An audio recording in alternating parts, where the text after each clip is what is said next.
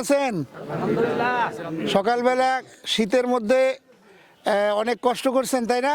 হারিশ্বর বিল হিফজুল কোরআন এবং এতিমখানা এই মাদ্রাসার এই প্রাঙ্গণে এই মানে কিছু শীতবস্ত্র নিয়ে হাজির হয়েছি। তো আমরা এই যেটাই আমরা পাবো, আমরা সবাই আল্লাহর কাছে শুকরিয়া আদায় করব, সবাই বলি আলহামদুলিল্লাহ। আপনারা কেউ মন খারাপ করবেন না, এটা একটা ছোট্ট গিফট। আমরা প্রতি বছরই ইনশাআল্লাহ এখানে দেওয়ার চেষ্টা করি, তাই না? সব মানুষ মানুষকে সহযোগিতা করবে, ঠিক না? আল্লাহ তাআলা কোরআনে বলছেন, কুনতুম খায়রা উম্মাতিন উখরিজাত লিন্নাস, তোমাদেরকে সৃষ্টি করেছি শ্রেষ্ঠ জাতি হিসেবে। তোমাদের কাজ হচ্ছে মানুষের কল্যাণ করা। কে হিন্দু, কে বৌদ্ধ, কে খ্রিস্টান, কে মুসলিম, এটা দেখার বিষয় নয়। এখানে জাতি, ধর্ম, বর্ণ নির্বিশেষে আমরা সবাইকে সহযোগিতা করতেছি।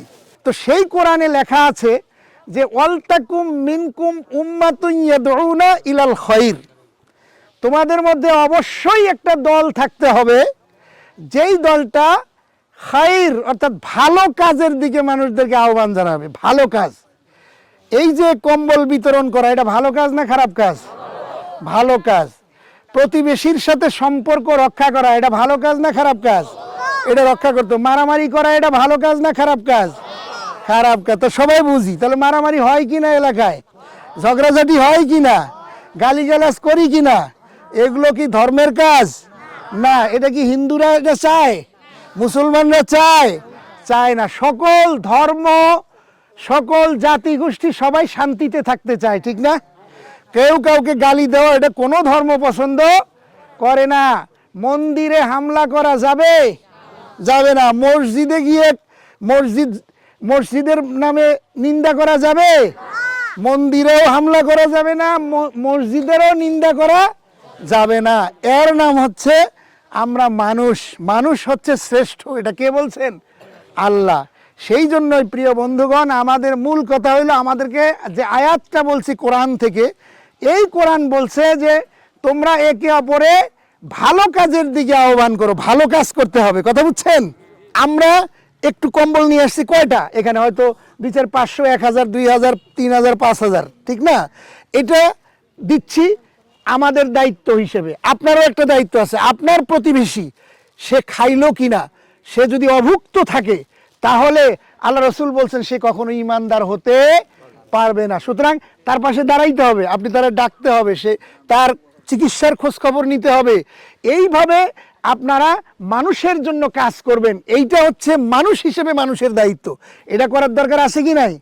এই জন্য প্রিয় বন্ধুগণ, সর্বশেষ কথা হচ্ছে যে আমরা একটা এই কথাগুলো বলে একটা প্রেরণা সৃষ্টি করতে চাই। শীতের সময় একটা কম্বল দিচ্ছি, আপনিও আপনার ঘরের থেকে ধান, মনে করেন এবারে হয়েছে 200 মণ, ওখান থেকে আপনি 1 মণ ধান আপনার পাশের একজন না খেয়ে আছে, তার একটু খোঁজ খবর নিয়ে তাকে একটু ধান দেন।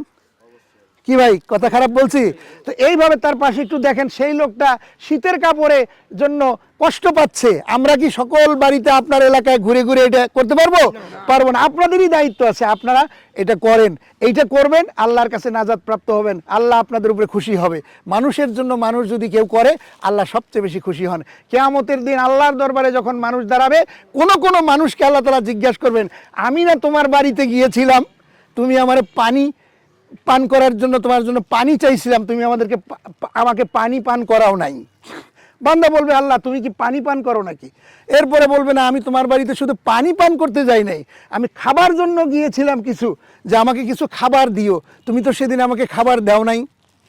এরপরে বলবে, আমি চেয়েছিলাম কিছু পোশাক পরিচ্ছদ, শীতের জন্য আমি কম্পমান অবস্থায় তোমার বাড়িতে গিয়েছিলাম, তুমি আমাকে একটা শীত বস্ত্রও তো দাও নাই।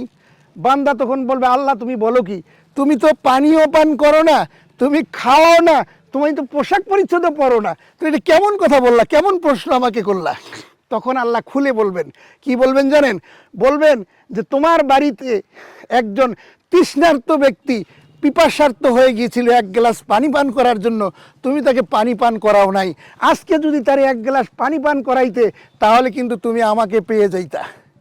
খাবারের জন্য ক্ষুধার্ত হয়ে তোমার বাড়িতে গিয়েছিল 4টা খাওয়ার জন্য, তুমি তাকে 4টা খাবার দাও নাই। আজকে যদি তারে খাওয়াইতা, তাহলে আমারে খাওয়ানো হয়ে যাইতো। কাপড়ের জন্য হন্যে হয়ে তোমার কাছে গিয়েছিল, তুমি তাকে এক টুকরো কাপড় দাও নাই, তুমি দেখো নাই। আজকে যদি তুমি তাকে কিছু কাপড় দিয়ে তাকে শীত নিবারণ করতা, তাহলে তুমি আমাকে কাপড় পরানোর সেই বেনিফিটটা তুমি পাইতা। কথা বুঝতে পারছেন? সুতরাং আল্লাহ তাআলা এইভাবে জিজ্ঞাসা করুন, তো আল্লাহর প্রশ্নের উত্তর আমাদের দিতে হবে না? আমরা কি চিরকাল দুনিয়ায় বেঁচে থাকবো? একদিন পূর্ব দিগন্ত থেকে সূর্য উদয় হওয়া যেমন সত্য কথা, মৃত্যু কিন্তু এর চাইতেও সত্য কথা, ঠিক না? আমরা মারা যাব প্রতিদিন, এটাই সত্য। কে মুসলিম, কে হিন্দু, কে বৌদ্ধ, কেউ আমরা দুনিয়ায় থাকবো না। সামান্য এই সময়ের জন্য আমরা কেন পৃথিবীতে আসছি? আল্লাহ কোরআনে বলছেন, আল্লাযী খলাকাল মাউতা ওয়াল হায়াতা লিয়াবলুয়াকুম আইয়ুকুম আহসানু আমালা। আল্লাহ বলছেন, আমি এই পৃথিবীতে তোমাদেরকে পাঠাইছি কে ভালো কাজ করো এবং কে মন্দ কাজ করো এটা দেখার জন্য। তো ভালো কাজ আমাদেরকে করতে হবে কিনা বলেন? ভালো কাজ করলে আল্লাহর কাছে আমরা নাজাত পাবো। কেমন আছেন বাহে? সবাই ভালো আছেন? মাশাআল্লাহ। ঠান্ডা লাগছে খুব? হ্যাঁ, কই কাঁপতেছেন যে মুরব্বী, কাঁপতেছে? হ্যাঁ, অনেক শীতের কারণে কাঁপতেছেন। শীতও তো একটা ভালো আল্লাহর রহমত, তাই না? বেশি গরম লাগলে আবার গরম হয়ে যায়, যে কেন এত গরম। আবার বেশি ঠান্ডা লাগলে ঠান্ডা। দুনিয়াতে আসলে কোনোটাই শান্তি নাই। শান্তি হবে কোথায়? একেবারে কবরে যদি শান্তি হয়। ওইখানকার জন্য সংগ্রহ করতে হবে দুনিয়াতে, ঠিক না? কি সংগ্রহ করতে হবে? ভালো কাজ করতে হবে। কি কাজ করতে হবে? ভালো কাজ না করলে কবরে শান্তি পাওয়া যাবে না। এই জন্য কবরের জীবনকে সুন্দর করার জন্য দুনিয়ার জীবনটা সুন্দর চাই, ঠিক না? ভালো কাজে সহযোগিতা করতে হবে, খারাপ কাজে সহযোগিতা করা যাবে না। কোরআনে একথাও আল্লাহ রাব্বুল আলামিন বলছেন, ওয়া তাআওয়ানু আলাল বিররি ওয়াত তাকওয়া। তোমরা আল্লাহর কাজের সাথে আল্লাহর ভয় হয় এমন কাজে তোমরা সহযোগিতা করো পরস্পরকে। আর আল্লাহর বাইরে খারাপ কাজে তোমরা একে অপরকে সহযোগিতা করবা না।